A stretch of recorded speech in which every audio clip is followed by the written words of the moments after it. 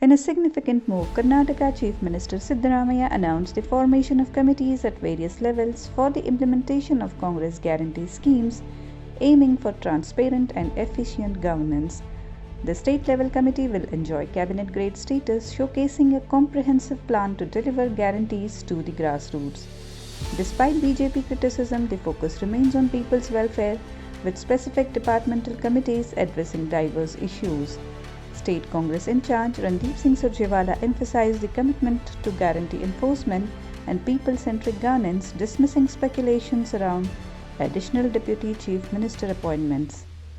The initiative prioritized crucial sectors like healthcare, infrastructure and connectivity across taluks and constituencies. ಈ 5 ಗ್ಯಾರಂಟಿಗಳನ್ನು implement ಮಾಡಲಿಕ್ಕೆ ಕಮಿಟಿಗಳನ್ನು ರಚನೆ ಮಾಡಬೇಕು ಅಂತ ತೀರ್ಮಾನ ಮಾಡಿದೆ.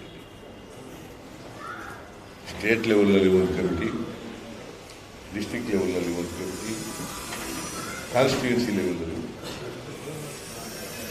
ಸ್ಟೇಟ್ ಲೆವೆಲ್ನಲ್ಲಿ ಒಂದು ಕಮಿಟಿ, ಡಿಸ್ಟ್ರಿಕ್ಟ್ ಲೆವೆಲ್ನಲ್ಲಿ ಒಂದು ಕಮಿಟಿ ಮತ್ತು ಕಾನ್ಸ್ಟಿಟ್ಯೂನ್ಸಿ ಲೆವೆಲ್ನಲ್ಲಿ ಒಂದು ಕಮಿಟಿ.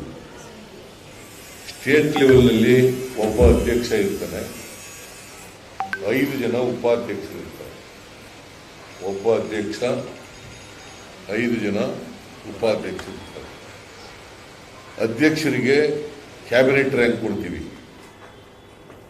ಉಪಾಧ್ಯಕ್ಷರಿಗೆ ಸ್ಟೇಟ್ ಮಿನಿಸ್ಟರ್ ರ್ಯಾಂಕ್ ಕೊಡ್ತೀವಿ. ಅವರು ಇಂಪ್ಲಿಮೆಂಟ್ ಮಾಡೋ ಅಂಥದ್ದು ಉಸ್ತುವಾರಿ ನೋಡ್ಕೊಳ್ಳೋದು ಸ್ಟೇಟ್ ಲೆವೆಲ್. ಆಮೇಲೆ ಆ ಕಮಿಟಿಗೆ 31 ಜನ ಸದಸ್ಯರನ್ನು ಮಾಡ್ತೀವಿ.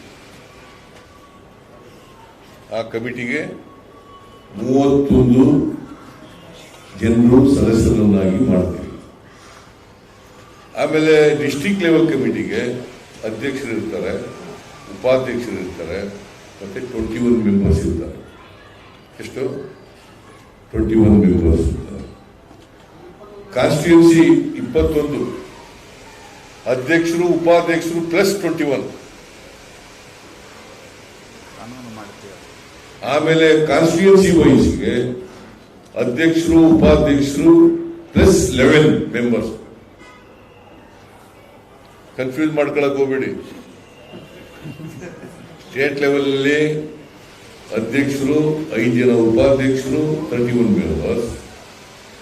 ಡಿಸ್ಟ್ರಿಕ್ಟ್ ಲೆವೆಲ್ನಲ್ಲಿ ಅಧ್ಯಕ್ಷರು, ಒಬ್ಬರು ಉಪಾಧ್ಯಕ್ಷರು, 21 ಜನ ಸದಸ್ಯರು. ಕಾನ್ಸ್ಟಿಟ್ಯೂನ್ಸಿ ಲೆವೆಲ್ನಲ್ಲಿ ಅಧ್ಯಕ್ಷರು, ಉಪಾಧ್ಯಕ್ಷರು 11 ಜನ ಸದಸ್ಯರು.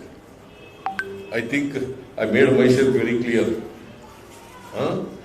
Is there any confusion? No.